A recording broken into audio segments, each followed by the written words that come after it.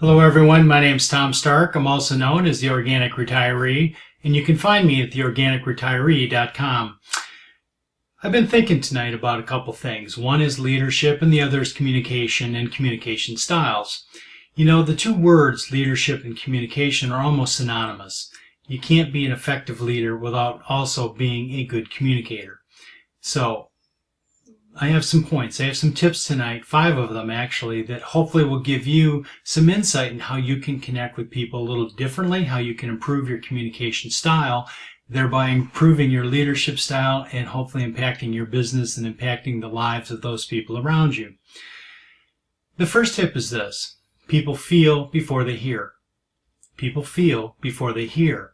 And what is it? They're looking for a connection. They're looking for something from you that says, I want to be able to talk with this person. I want to be able to connect with them. I don't want to be bothered with somebody who's negative or has a lousy attitude, who's invading my space and preventing me from doing what I want to do. People feel before they hear.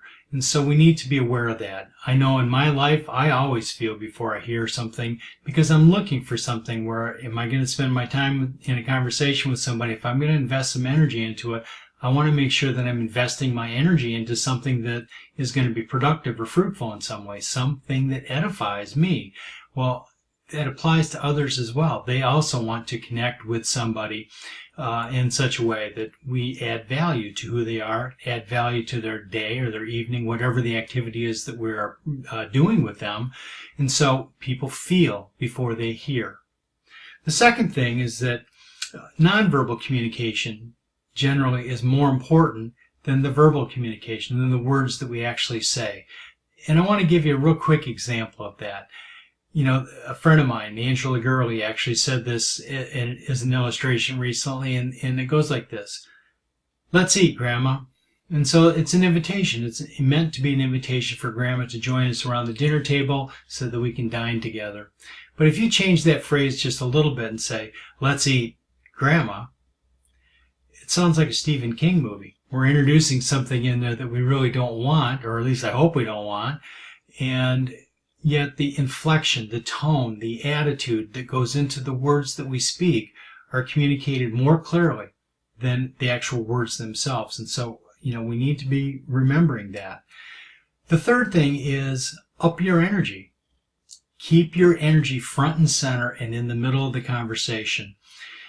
It's a skill, really, but one of the things that we have to develop is that sense of confidence about who we are, what we're trying to do, and that we can make an impact in the life in a positive way for that person who we're talking with.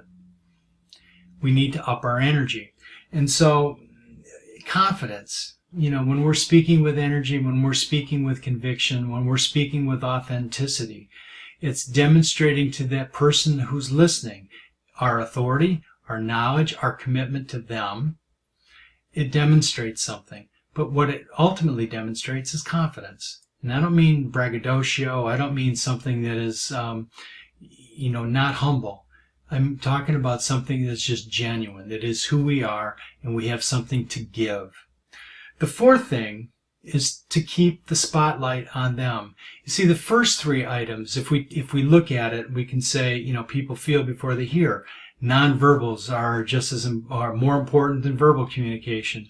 Up your energy. Well, in some ways that can be all about us. And we don't want to make that mistake. We don't want to fall into that trap. We are meant to be a blessing to other people. That's just part of my philosophy on life. We are meant to be a blessing to other people. It's not about me. It's about them. It's about you. Can I add value to your life? Can I help you? Can you also help me in turn? It's a reciprocal relationship in that sense, but we are blessed to be a blessing, and our lives are meant to bless other people. So we have to keep that spotlight, that focus, not on us, not on what we want, but on them. And when they begin to align with us on that, when they begin to really feel that energy, that the purpose that we might have, the fact that we do want to be a supporter or that we do want to promote something, then we get to a yes a lot faster that way than if we're just trying to sell somebody something. We're not here to scam anybody. We're here to add value to someone's life. And the best way, the easiest way to add value is to make it about them. I don't know a single person in this world who doesn't have something that they want to do better in their life, make their life better and improved in some way. It could be a simple thing like I need a new lawnmower, or I need a lawn boy to come by and take care of my lawn instead of me pushing the mower. Everybody wants something that's different. Everybody wants something that's just a little bit better. We listen for that. We listen for that in our conversation. We find ways to position ourselves so that we can come into agreement with what that person is saying and whether we are able to offer a solution or partner up with them in some fashion.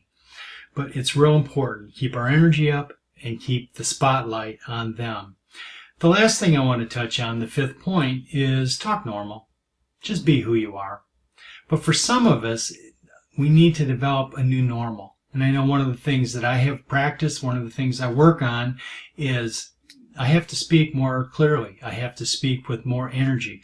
And so I will tape record things, whether it is just an audio recording or video recording, but I'm looking for tone, inflection, words, sincerity, genuineness. And hopefully you're feeling that in this video.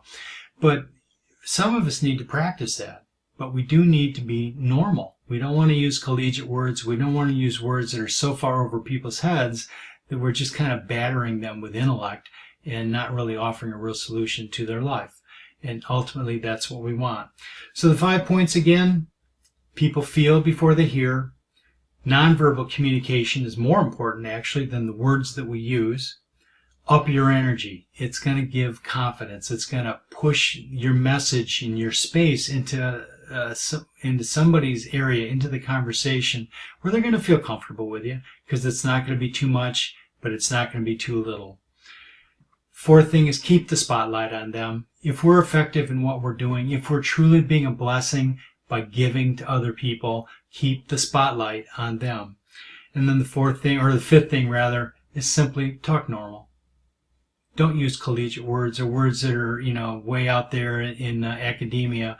Just use words, language that people connect with and can describe exactly what it is. The more we can create that mental image, that picture, that we are connecting with them, that we understand what it is they want and what they are looking for in their life, we don't need the big flowery words. We simply need that emotional connection with who they are and what we may have to offer them, and hopefully what they have to offer us as well.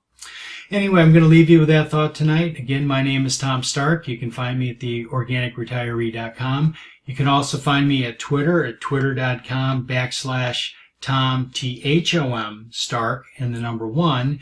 I also am on Facebook at facebook.com/the Organic Retiree.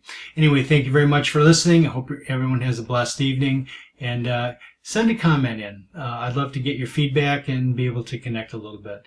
Anyway, God bless.